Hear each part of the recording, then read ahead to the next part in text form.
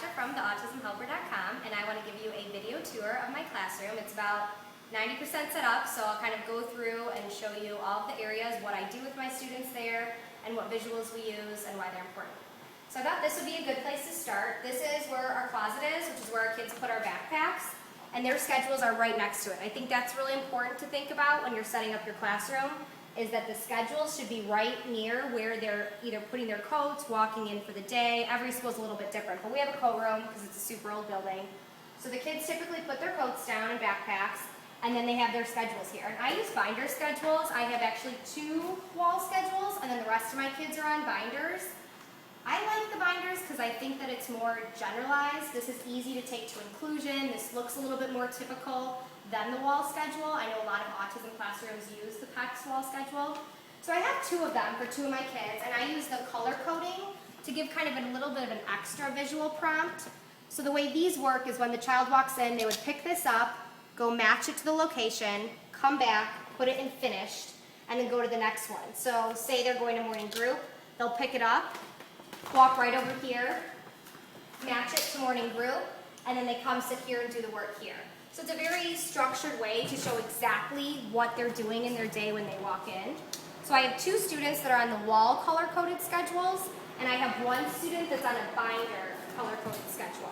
So he has the exact same thing, but it's just in a binder. So again, this is a nice way to even take a student that still needs this many prompts, but make it a little more typical and generalized looking. So the finish bin is right on the other side of the binder, and this works the same way.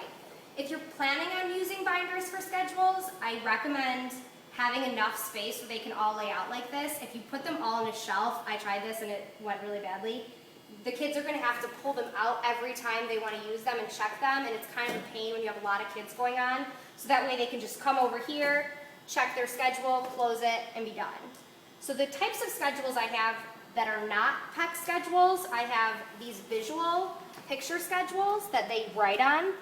So they'll take a pencil, typically there'll be a pencil here, check off what they do, go to the next station, and then again, this is, they know exactly what's expected of them in the day, they know what specials they have, do they have gym or music, what order are their activities. This is so essential for kids with autism.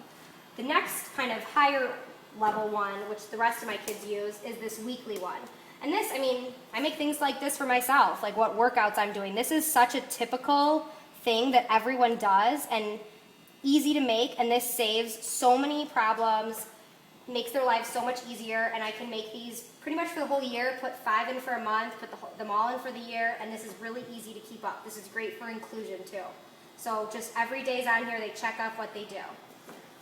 The next important thing about this station is I have all of my behavior clipboards for taking data up here. So for behaviors that we're taking very frequent data on, like every day, every other day, I want this to be in a really central location that anywhere we are in the room, I can grab this binder and I can easily take down the data. My aides make fun of me, I Velcro pencils everywhere because you are not going to take data if you don't have a pencil or a pen. While everything's getting so busy in the middle of the day, you want to make sure that you have everything ready to go when you have 10, 12 kids in a classroom. The other things I keep up over here, I got this dry erase contact paper, and this is where I write down all the interventions that we're using and what things are changing. If we're changing a 2-minute interval to a 4-minute interval, I write it here.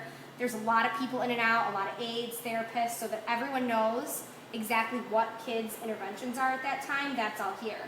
A calendar, kind of special field trips, and then I also keep a laminated visual here. I haven't filled it in yet with common preferred items. That way we can write in exactly, you know, Alex likes beads, candy, donuts, whatever exact reinforcers he typically works for. That way everyone knows, a sub knows, a therapist knows, that works with him. All the reinforcers are listed up here in a central location.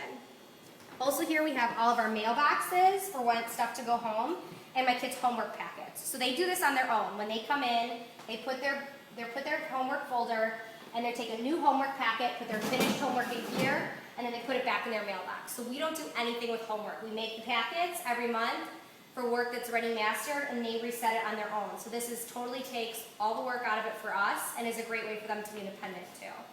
On our main board, I haven't made our schedules yet, but our schedules will go here, our monthly calendars here, and this is part of our AM routine that some of my higher kids do in the morning. And the rest of the board is at a different spot, so I'll kind of come back to that. But this is our pretty much our central hub, keeping reading materials, puzzles, is all over